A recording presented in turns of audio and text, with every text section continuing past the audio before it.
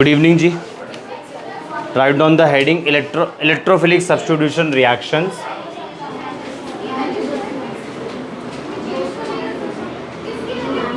Electrophilic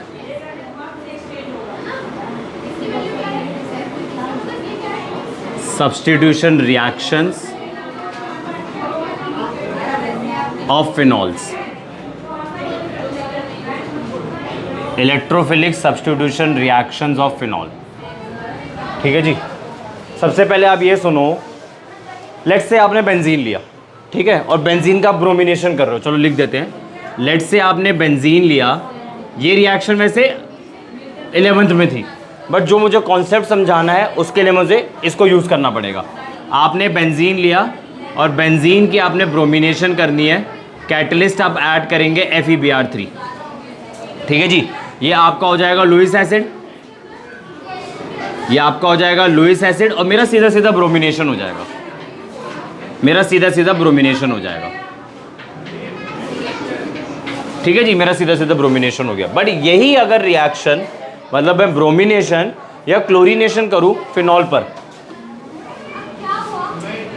bromination करूं या chlorination करूं फिनॉल पे, लो ब्रोमीन ऐड कर दिया. ब्रोमिनेशन कर रहा हूं in the presence of water. In the presence of water का मतलब है मैं ब्रोमीन वाटर ऐड कर रहा हूं. In the presence of water का मतलब है मैं ब्रोमीन वाटर ऐड कर रहा हूं. तो यहां पे मुझे किसी कैटलिस्ट की जरूरत ही नहीं पड़ेगी. क्यों नहीं पड़ेगी? अब क्वेश्चन ये है, बेंजीन के ऊपर कौन सा ग्रुप लगा हुआ है? OH ग्रुप लगा हुआ है. And OH group is electron donating group. ये क्या करता है? रिंग को बहुत ज़्यादा एक्टिवेट कर देता है. रिंग को बहुत ज़्यादा एक्टिवेट करने का मतलब है रिंग पे इलेक्ट्रॉन डेंसिटी बहुत ज़्यादा बढ़ा देता है. इसलिए यहाँ पे ब्रोमिनेशन हो जाती है, और इनफैक्ट दोनों ऑर्थो और पैरा पोजीशन पर होती है. समझ रहे हो आप मेरी बात? मैं आपको ये कह रहा हूँ कि बेंजीन पे आपने ब्रोमीन ऐड करा in the presence of FeBr3. आपने लुईस एसिड आपने ऐड करा है. लुईस एसिड आपने ऐड करा, सिंपल यहाँ पे ब्रोमिनेशन हो जाएगा. अगर यही ब्रोमिनेशन या क्लोरीनेशन मैं फिनॉल पे करवाना चाहूँ तो मुझे किसी कैटलिस्ट की ज़रूरत ही नहीं पड़ेगी. अब क्यों नहीं पड़ेगी किसी कैटलिस्ट की ज़रूरत? ऐसा है जी, बेंजीन के ऊपर जो आपका OH लगा हुआ है ना, ये आपका इलेक्ट्रॉन डोनेटिंग ग्रुप है. ये क्या करेगा? बेंजीन पे इलेक्ट्रॉन डेंसिटी को पुश कर देगा. बेंजीन पे इलेक्ट्रॉन डेंसिटी पुश करेगा, बेंजीन पे इलेक्ट्रॉन डेंसिटी बढ़ जाएगी. बेंजीन पे इलेक्ट्रॉन डेंसिटी बढ़ जाएगी मतलब बेंजीन एक्टिवेट हो जाएगी टूवर्ड्स इलेक्ट्रोफिलिक सब्स्टिट्यूशन रिएक्शन. इसलिए इस रिएक्शन के अंदर मुझे कैटलिस्ट की ज़रूरत ही नहीं पड़ेगी. अब आप ये सुनो, रिंग इतनी ज़्यादा एक्टिवेट हो जाएगी जब आप ब्रोमिनेशन करोगे ना, तो वो ब्रोमीन यहाँ पे भी अटैक करेगा, ब्रोमीन यहाँ पे भी अटैक करेगा, ब्रोमीन यहाँ पे भी अटैक करेगा. मतलब 3 जगह सब्स्टिट्यूशन होगा. तो मैं कह सकता हूँ ट्राई सब्स्टिट्यूटेड प्रोडक्ट मिलेगा मुझे. ट्राई सब्स्टिट्यूशन होगा. तो अगर मैं इस रिएक्शन को कंप्लीट करूँ, तो ये मिल जाएगा मुझे. आया समझ में? इतना क्लियर हो गया?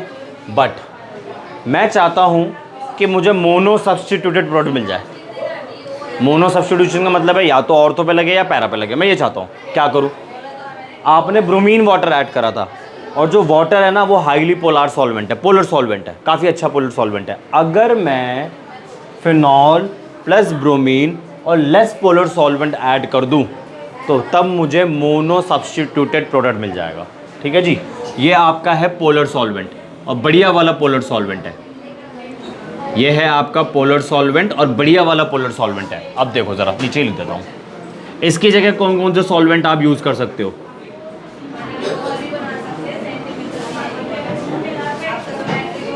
ब्रोमीन ऐड कर रहा हूँ, ठीक है. In the presence of solvent ले लो आप, CH2 पहला सॉल्वेंट, ठीक है. CH, Cl3 etcetera. थोड़े ऐसे सॉल्वेंट यूज़ करो जिनकी पोलैरिटी कम होती है. ठीक है. आपको प्रोडक्ट क्या मिलेगा? एक बारी ब्रोमीन को आप ऑर्थो पे लगा दो, और एक बारी ब्रोमीन को आप पैरा पे लगा दो.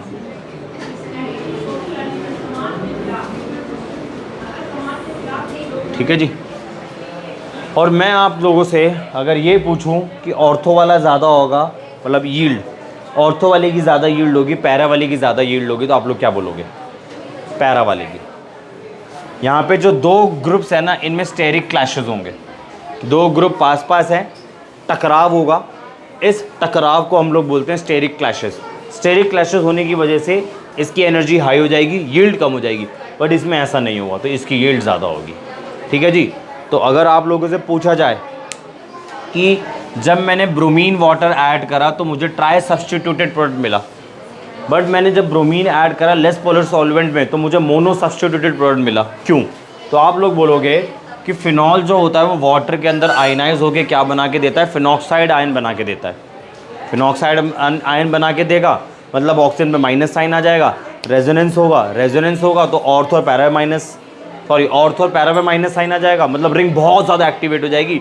रिंग बहुत ज़्यादा एक्टिवेट हो जाएगी तो तीनों पोजीशन पे सब्स्टिट्यूशन हो जाएगा। बट ये तो लेस पोलर सॉल्वेंट डाल दिया। लेस पोलर सॉल्वेंट के अंदर फिनॉल का जो आयोनाइजेशन होता है वो कम होता है, कम होगा तो रिंग भी आपकी कम एक्टिवेट होगी। रिंग आपकी कम एक्टिवेटेड होगी तो आपको मोनो सब्स्टिट्यूटेड प्रोडक्ट मिलेगा। ठीक है जी। पहले रिएक्शन उतारो, फिर एक्सप्लेनेशन लिखवा देता हूँ।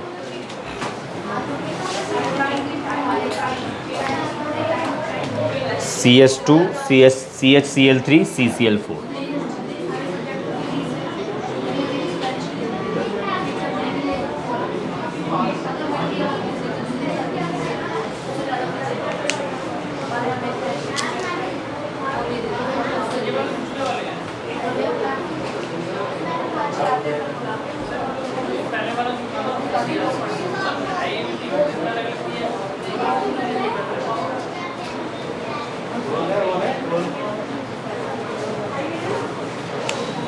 आप ये लिखो, जब तक जब लिख दो मुझे बता देना।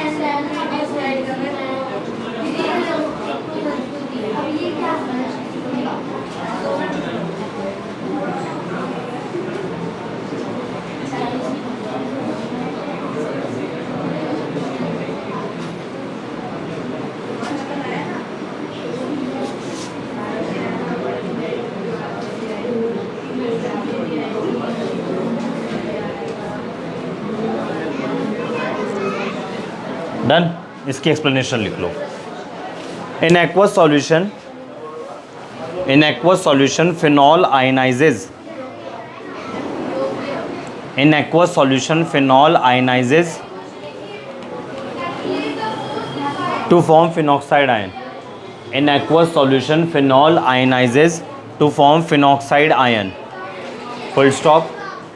In aqueous solution, phenol ionizes to form phenoxide ion. Full stop. Due to the presence of negative charge,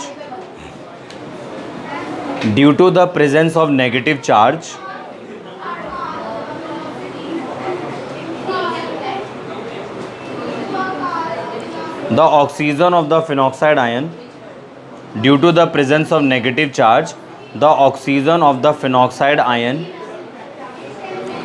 donates electrons. Due to the presence of negative charge, the oxygen of the phenoxide ion donates electrons to the benzene ring. Due to the presence of negative charge, the oxygen of the phenoxide ion donates electrons to the benzene ring to a large extent.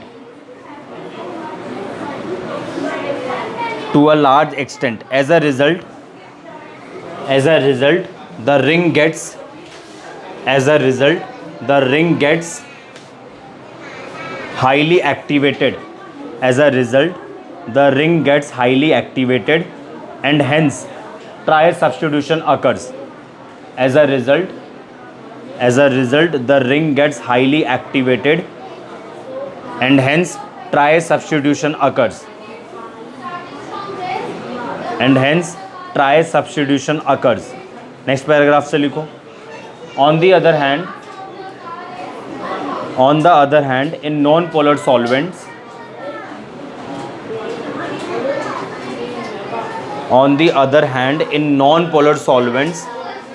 the ionization of phenol. On the other hand, in non-polar solvents, the ionization of phenol. The ionization of phenol is greatly suppressed. On the other hand, in non-polar solvents, the ionization of phenol is greatly suppressed. Is greatly suppressed. As a result, oxygen of the OH group. As a result, oxygen of the OH group donates electrons. As a result, oxygen of the OH group donates electrons to the benzene ring,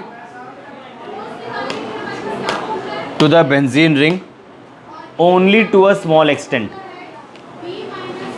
On the other hand, in non-polar solvents, the ionization of phenol is greatly suppressed. As a result, oxygen of the OH group donates electrons to the benzene ring only to a small extent.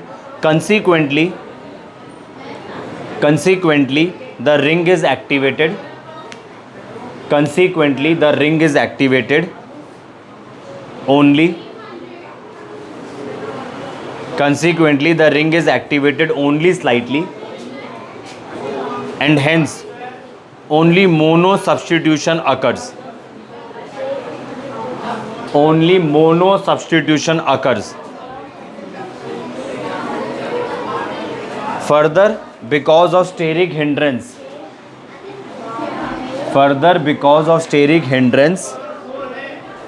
at the ortho position,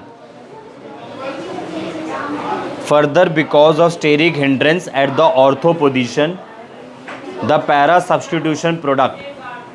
Further, because of steric hindrance at the ortho position, the para substitution product usually predominates.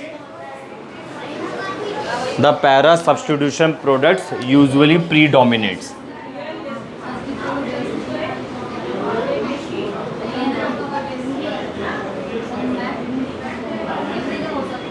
ठीक है, minor major जरूर लिख लेना.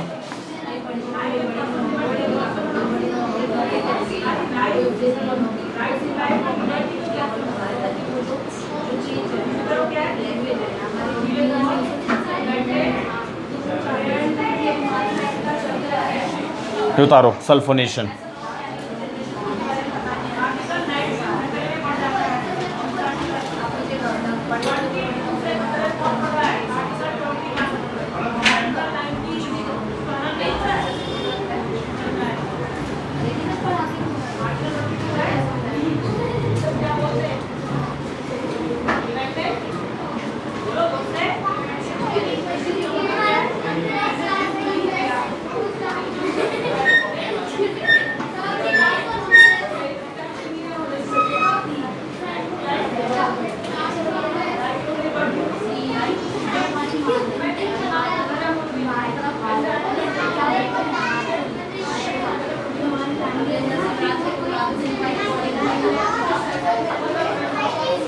सुन लो एक बारी, फिर लिखते रहना. नेक्स्ट टॉपिक है सल्फोनेशन. तो देखो, आपने क्या करना है, फिनॉल में कंसनट्रेटेड सल्फ्यूरिक एसिड ऐड करना है, बट एट लो टेम्परेचर 288 से लेकर 293 केल्विन. तो जो आपका SO3H ग्रुप है वो सेकंड पोजीशन पे लग जाएगा. ठीक, अभी ये बताता हूँ ये सब क्या है. ठीक है, पहले आप ये समझो. कॉन्सेंट्रेटेड सल्फ्यूरिक एसिड ऐड करा आपने, लो टेम्परेचर पे आपने ऐड करा है. SO3H ग्रुप, सल्फोनिक ग्रुप आपका सेकंड पोजीशन पे लग गया, मतलब ऑर्थो पोजीशन पे लग गया. ठीक, पहला पॉइंट. अब आपने क्या करा, फिर से सल्फ्यूरिक एसिड ऐड करा but at high temperature 373 kelvin. तो सेकंड पोजीशन पे ना लग के फोर्थ पोजीशन पे लग गया। ज़रा आप सोच के बताओ, एक जर्नल पॉइंट है आप लोगों से, इसको देख के बताओ आपके हिसाब से कौन सा वाला प्रोडक्ट ज़्यादा स्टेबल होना चाहिए। ये अब टेम्परेचर सब साइड कर दो, मैं अब इन दोनों के बीच में, मैं आपसे इन दोनों के बीच में कंपैरिजन पूछ रहा हूँ। ये वाला ज़्यादा स्टेबल होना चाहिए, ये वाला ज़्यादा स्टेबल होना चाहिए। अभी क्या बताया था वहाँ पे, जब दो ग्रुप आपके पास में आ रहे थे तो इसकी यील्ड कम हो रही थी, माइनर बना दिया। ये दोनों ग्रुप दूर, मेजर हो गया।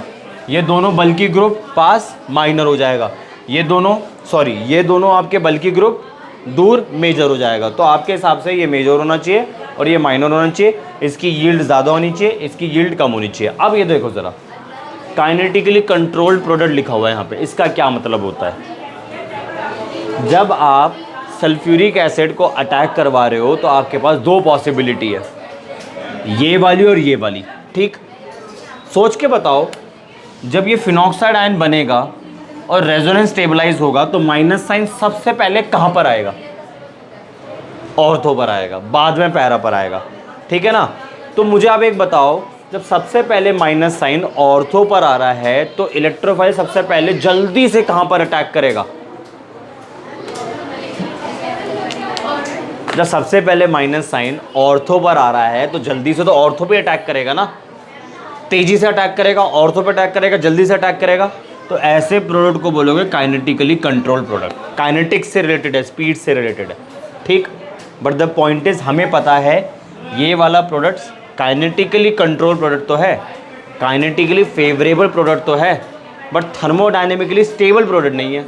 क्यों? क्योंकि दो बल्कि ग्रुप आपके पास पास थे। रेजोनेंस हुआ, यहाँ पे माइनस आ गया, रेजोनेंस हुआ, यहाँ पे माइनस आ गया। बट जब यहाँ पे न्यूक्लियोफाइल नहीं, इलेक्ट्रोफाइल, जब यहाँ पे इलेक्ट्रोफाइल अटैक करेगा तो इसकी वजह से जो प्रोडक्ट बनेगा वो स्टेबल बनेगा।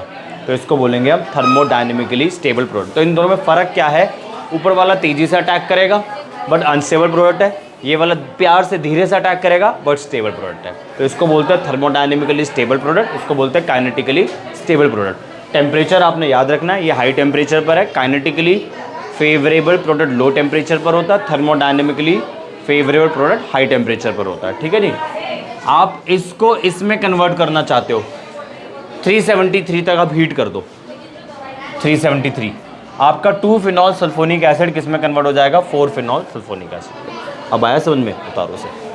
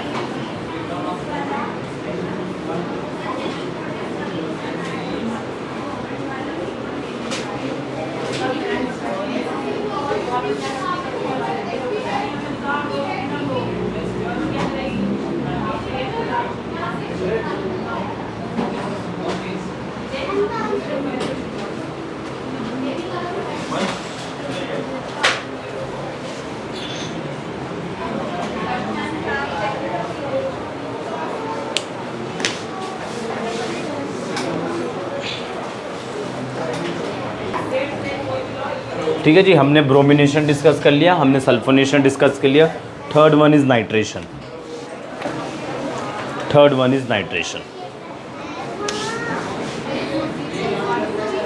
इलेक्ट्रोफिलिक सब्स्टिट्यूशन रिएक्शन का क्या मतलब होता है, जब इलेक्ट्रोफाइल को सब्स्टिट्यूट कर देता है। तो यहाँ पे एक बात बताना, जब यहाँ पे SO3H इलेक्ट्रोफाइल अटैक कर रहा है तो यहाँ से क्या निकल रहा होगा। इलेक्ट्रोफिलिक सब्स्टिट्यूशन रिएक्शन का क्या मतलब होता है, जब इलेक्ट्रोफाइल को सब्स्टिट्यूट कर देता है। तो जब जैसे इधर ही देख लो, यहाँ पे Br+ अटैक कर रहा होगा ना, यहाँ Br+ अटैक कर रहा होगा, तो यहाँ से फिर बदले में क्या निकल रहा होगा, Br- निकलेगा वहाँ से, मतलब वहाँ Br- है नहीं, तुम निकाल रहे हो। इलेक्ट्रोफिलिक सब्स्टिट्यूशन रिएक्शन का क्या मतलब होता है, जब इलेक्ट्रोफाइल को सब्स्टिट्यूट कर देता है। तो तो जब Br+ अटैक करेगा तो यहाँ से H+ बाहर निकलेगा, तभी तो इलेक्ट्रोफिलिक सब्स्टिट्यूशन रिएक्शन हुई। H+ is also electrophile, Br+ is also electrophile. ठीक है, चलो इधर आ जाओ।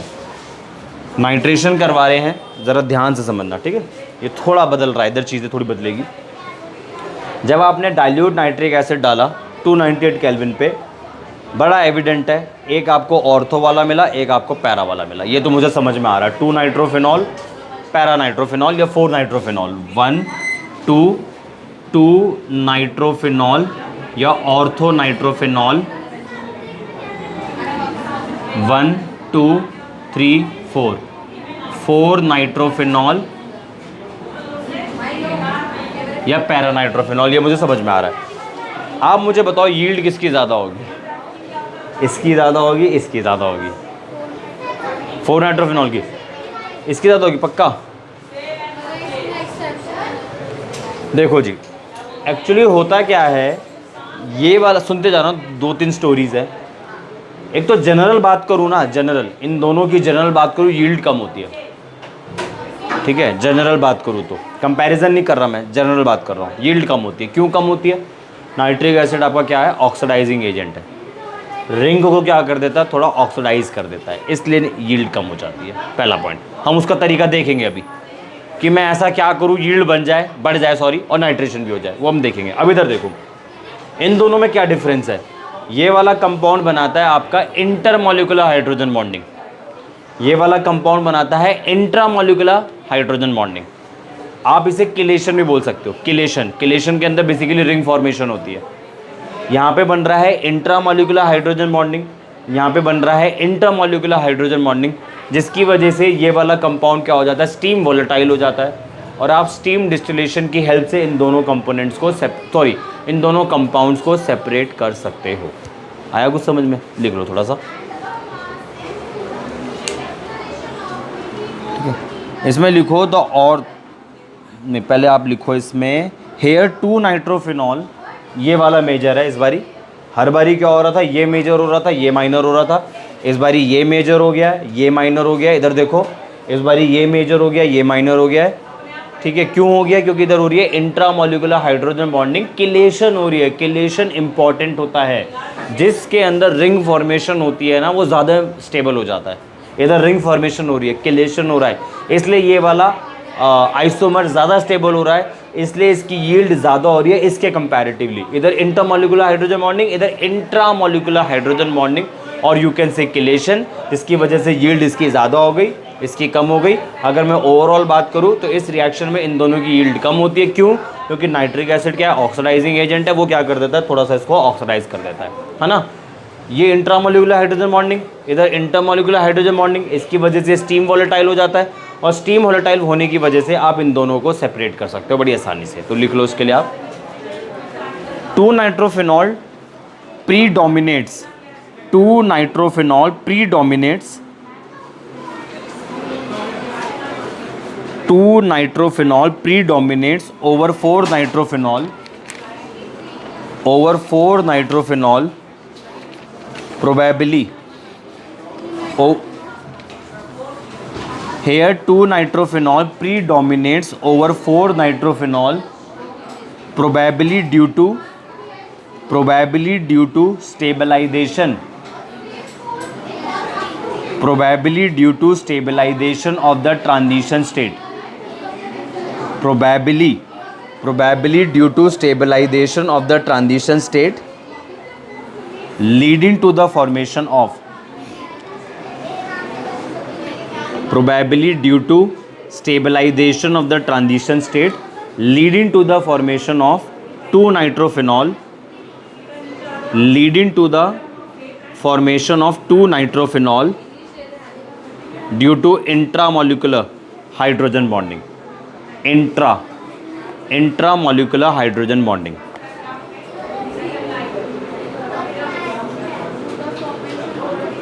Formation of 2 nitrophenol due to intramolecular hydrogen bonding. Next line से लिखो the ortho and para isomers, the ortho and para isomers can be separated by, the ortho and para isomers can be separated by steam distillation, the ortho and para isomers can be separated by steam distillation.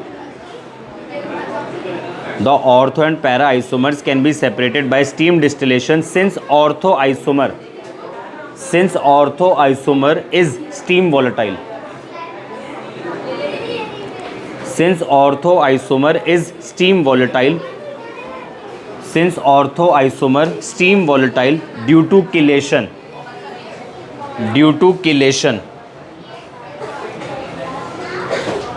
While para isomer, chelation की spelling है CHELATION. Due to chelation, while para isomer is not steam volatile. While para isomer is not steam volatile. While para isomer is not steam volatile due to association of molecules. While para isomer is not steam volatile due to association of molecules by intermolecular hydrogen bonding. By intermolecular hydrogen bonding.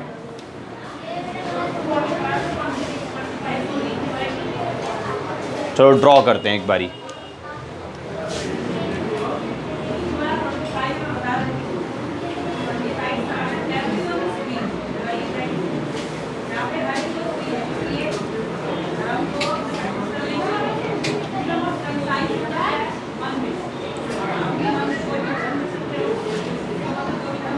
जरा count करना कितने member की ring बन रही है. 1 2 3 4 5 6. मैंने हमेशा बताया है कि जब भी आप इंट्रामोलिकुलर हाइड्रोजन बॉन्डिंग करेंगे 6 मेंबर की रिंग बनाएंगे. मैंने हमेशा बताया. ठीक है जी. ये तो आपका हो गया इंट्रामोलिकुलर हाइड्रोजन बॉन्डिंग.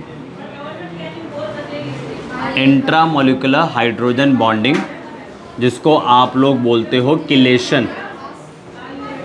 ठीक है जी. जिसको आप लोग बोलते हो किलेशन. अब ज़रा पैरा का भी समझ लेते हैं एक बारी फटाफट से.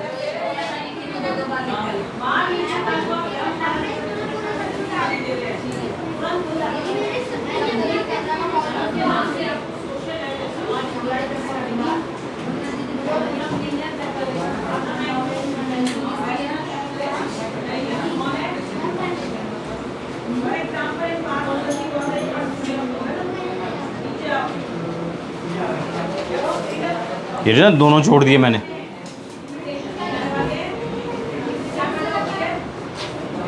फिर ऐसे आगे चला जाएगा. ये आपका हो गया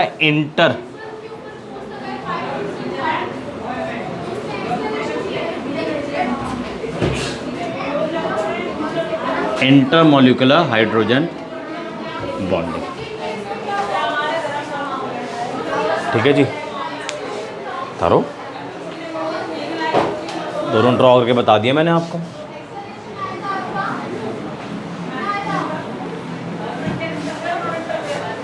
इसके बाद थोड़ा सा लिखो इसमें.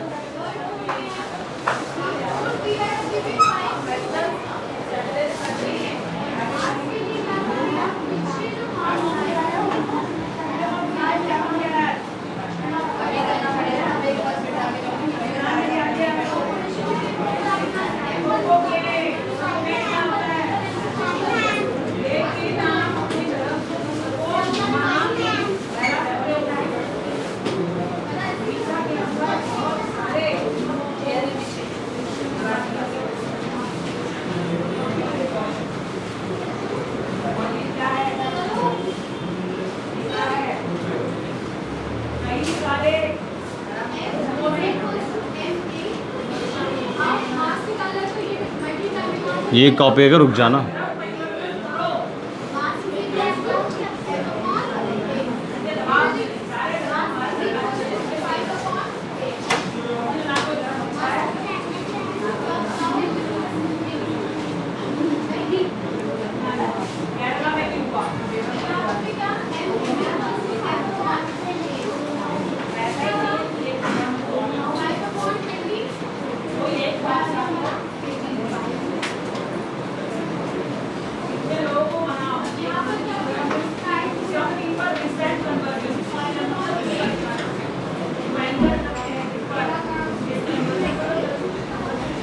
बोलो इसके बाद लिखो, अगर आपको याद हो मैंने बताया था ना यील्ड कम होती है, ठीक है ना, तो यील्ड मैं ज़्यादा चाहता हूँ।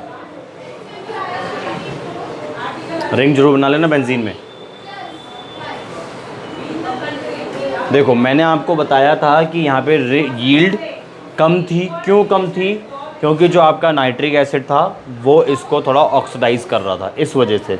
मैं चाहता हूँ यील्ड बढ़ जाए, तो हम क्या करेंगे, सबसे पहले इसको नाइट्रस एसिड से रिएक्ट कराएंगे। इन दोनों से जब रिएक्शन होती है ना, आपको नाइट्रस एसिड मिलेगा। नाइट्रस एसिड से आपको क्या मिलेगा, 4 नाइट्रोसोफिनॉल, मतलब 4th पोजीशन पे NO ग्रुप लग जाएगा।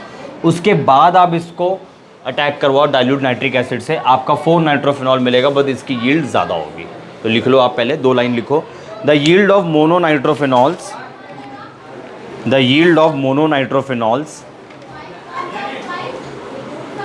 the yield of mononitrophenols is quite low. The yield of mononitrophenols is quite low due to partial oxidation of the ring. The yield of the mononitrophenols is quite low due to partial oxidation of the ring by nitric acid. Due to partial oxidation of the ring by nitric acid. The yield of mononitrophenols is quite low due to partial oxidation of the ring by nitric acid. However, if phenol is first treated,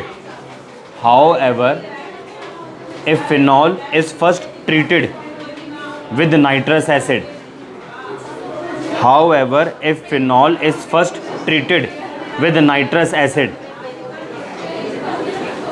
and the nitrosophenol thus obtained,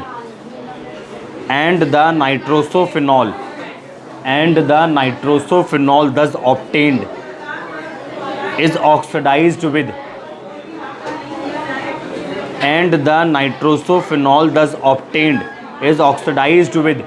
dilute nitric acid,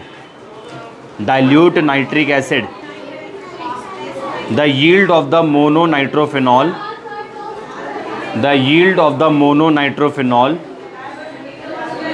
is substantially increased. The yield of the mononitrophenol is substantially increased.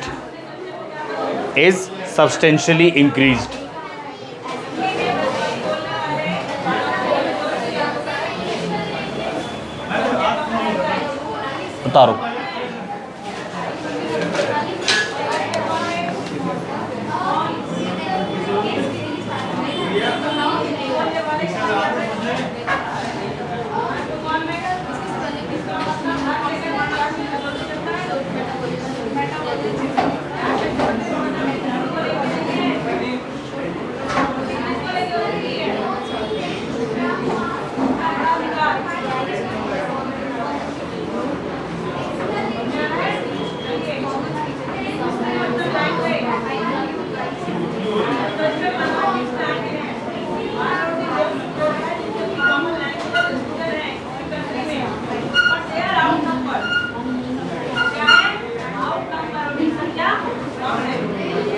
ये लिख, उतार के रुक जाना।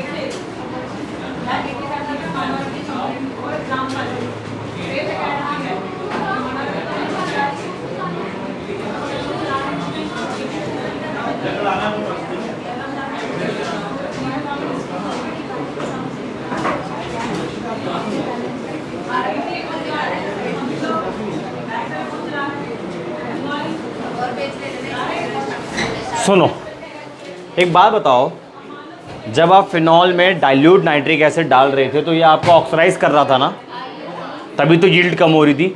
जब dilute nitric acid डाल रहे हो वो फिनॉल को ऑक्सीडाइज कर रहा है, यील्ड कम हो रही है, तो कंसनट्रेटेड नाइट्रिक एसिड में भी यही होगा। उसमें तो ये ज़्यादा ऑक्सीडाइज करेगा तो यील्ड क्या हो जाएगी, और कम हो जाएगी।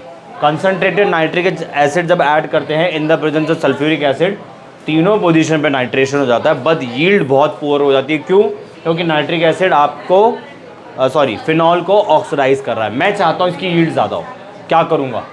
पहले मैं सल्फोनेशन कराऊंगा 373 केल्विन पे। तो आपको पता है 373 केल्विन पे ये वाला मेजर होता है और ये वाला माइनर होता है। 373 में टेम्परेचर घटा दोगे 288 से लेकर 298, तो ये मेजर हो जाएगा, ये माइनर हो जाएगा। ये बनाने के बाद आपने इस पर अटैक करवाना है कंसनट्रेटेड नाइट्रिक एसिड। सब्स्टिट्यूशन होगा SO3 की जगह, SO3H की जगह, SO3H की जगह आपका NO2 लग जाएगा। अब की बार ये जो बनकर आ रहा है यील्ड ज़्यादा है, उधर यील्ड कम थी, इधर यील्ड ज़्यादा थी। इसका नाम है पिक्रिक एसिड, इसका नाम है पिक्रिक एसिड। ये येलो कलर का कंपाउंड होता है, पिक्रिक एसिड है, येलो कलर का कंपाउंड हो जाता है। हाथ में जब लगता है ना तो हफ्ता भर रह जाता है छूटने के अंदर, और लिटरली स्किन उतरती है। ठीक है ना, वो साबुन से धो के भी कुछ नहीं होता। आपको वेट ही करना पड़ेगा, जब स्किन पील ऑफ होना शुरू करेगी अपने आप धीरे धीरे करके रिमूव हो जाएगा। ठीक है जी, कॉपी करो।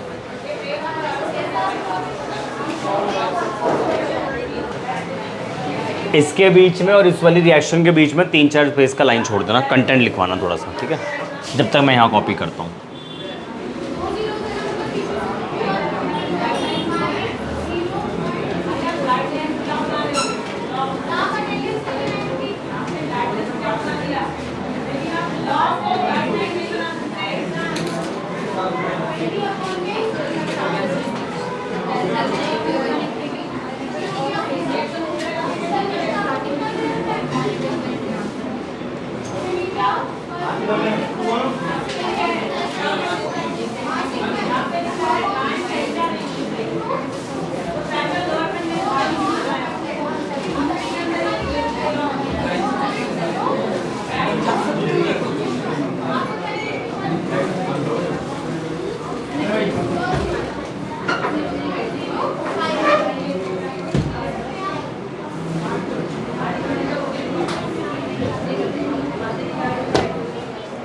ठीक है जी, एक लाइन लिख लो आप इधर पहले। इसके लिए मैंने आपको बताया ना यील्ड पुअर है, लिखो इधर आप।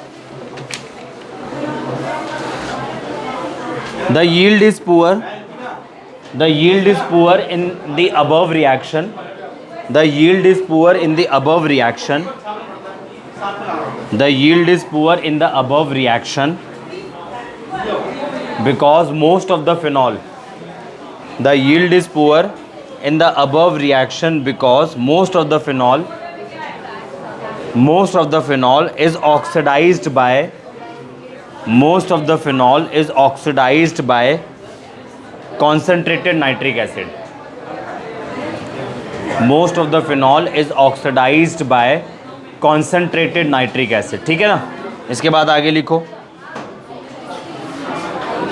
नहीं ठीक है, इसके बाद ये रिएक्शन उतार ली थी, उतारी नहीं, इधर देख लो एक बारी, फिर आप कॉपी करते रहना। ये तो समझ आ गया ना, यील्ड पुअर थी। क्यों पुअर थी? नाइट्रिक एसिड इसको ऑक्सीडाइज कर रहा है। जब डाइल्यूट नाइट्रिक एसिड, कहाँ गया वो, ड्रॉप कर दी मैंने। जब डाइल्यूट नाइट्रिक एसिड फिनॉल को ऑक्सीडाइज कर रहा है थोड़ा सा, ये तो कंसनट्रेटेड नाइट्रिक एसिड है, ये तो और ज़्यादा ऑक्सीडाइज करेगा, जिसकी वजह से यील्ड पुअर हो रही थी। तो मैं चाहता हूँ मेरा पिक्रिक एसिड बन भी जाए और यील्ड हाई हो। तो मैं पहले क्या करूँगा, सल्फोनेशन करूँगा, फिर नाइट्रेशन करूँगा। तो जब नाइट्रेशन करूँगा तो सब्स्टिट्यूशन भी होगा, डीसल्फोनेशन भी होगा। डीसल्फोनेशन का मतलब रिमूवल ऑफ SO3H ग्रुप भी होगा और NO2 का एडिशन भी हो जाएगा। नेक्स्ट है, आज ये कौन सा नंबर था, नंबर पता है? ये 4th हो गया। फ्रीडल क्राफ्ट रिएक्शंस आपने 11th क्लास के अंदर पढ़ी थी, फ्रीडल क्राफ्ट एल्काइलेशन और एसाइलेशन। तो यहाँ पे मैं एल्काइलेशन देख रहा हूँ। फिनॉल के अंदर मैंने क्या ऐड करा, एल्काइल क्लोराइड ऐड करा है in the presence of anhydrous FeCl3 या AlCl3। यहाँ पे मिथाइल ग्रुप एक बारी ऑर्थो पे लग जाएगा, एक बारी पैरा पे लग जाएगा। ठीक है जी, तो आज के लिए इतना ही है। And for more chemistry related video subscribe my channel and share also. Thank you.